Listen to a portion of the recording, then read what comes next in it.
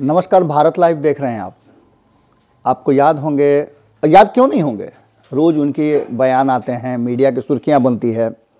हम बात कर रहे हैं जीतन राम मांझी की, और जीतन राम मांझी अपने बयानों के लिए जाने जाते हैं और अपने एक्शन के लिए भी जाने जाते हैं। एक बार फिर से चिराग पासवान की चिट्ठी, तेजस्वी यादव के तंज के बाद जिस तरह से नीतीश कुमार के बाकी के छत्रप, बाकी के लठैत, हम उस लठैत की बात कर रहे हैं जो शब्दों की लठैती करते हैं, जो अपने शब्दों को गढ़ करके विरोधियों पर हमला करते हैं।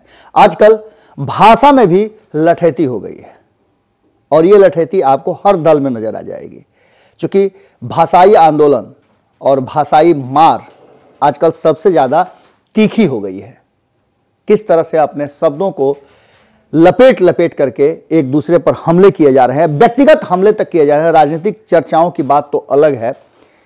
ऐसे ही में अब जीतन राम मांझी भी नीतीश कुमार के हर उस हमले का जवाब आगे बढ़कर देना शुरू कर चुके हैं। एक बार फिर से चिराग पासवान ने जिस तरह से चिट्ठी कांड किया है उनकी पार्टी ने, उसके बाद से माहौल तो गर्म था ही।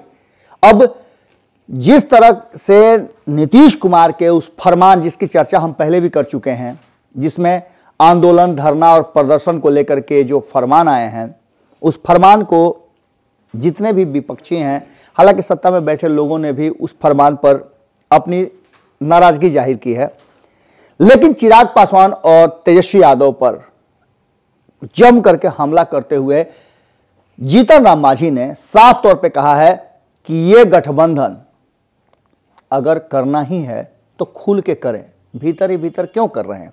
आपको भारत लाइव ने सबसे पहले बताया था कि कहीं ना कहीं नीतीश कुमार ने मन बना लिया। यह चुनाव के पहले की घटना है। हमने आपको बताया था कि जिस तरह से नीतीश कुमार ने फैसला कर लिया है कि चिराग पासवान एनडीए के हिस्सा नहीं रहेंगे इस विधानसभा के चुनाव में, वो अपनी बातों पे कायम हो गए। और इसके पीछे हमने कारण बताया था, जीतन राम मांझी की एनडीए में नीतीश कुमार के द्वारा एंट्री।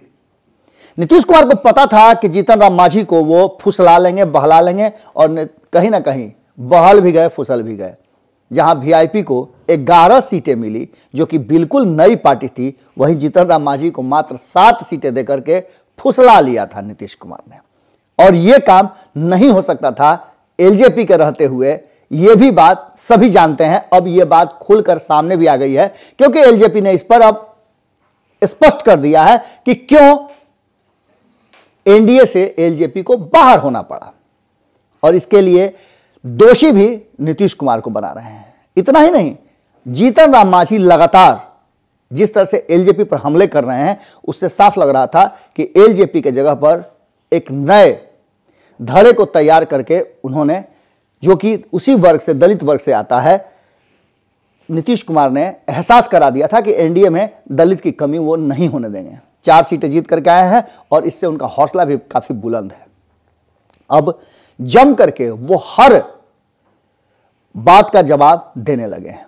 लगातार वो सुर्खियों में हैं। एक और बयान उन्होंने दिया है, और ये बयान है तब जबकि हमने आपको बताया था कि वो फरमान था जिसमें कहा गया था कि यदि आप धरना प्रदर्शन या उग्र प्रदर्शन करते हैं, यदि आप पर धरना प्रदर्शन के दौरान एफआईआर दर्ज होता है, किसी तरह का चार्जेस लगता है, तो आप नौकरी से और ठेका से भी वंचित हो जाएंगे।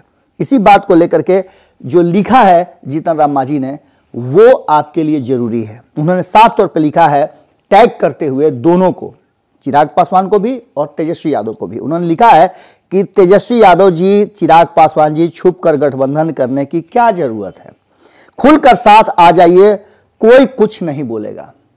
आपको याद होगा कि चिराग पासवान ने अपनी चिट्ठी में चर्चा की थी। हालांकि चिट्ठी राजू तिवारी की तरफ से आई थी, लेकिन एलजेपी की चिट्ठी थी, जिसमें चर्चा थी कि अगर वो महागठबंधन में चले गए होते तो आज नीतीश कुमार मुख्यमंत्री नहीं होते। तेजस्वी जी और एलजेपी फॉर इंडिया के ट्वीट को देखिए और समझिए इनका आंतरिक गठबंधन किस तरह से है।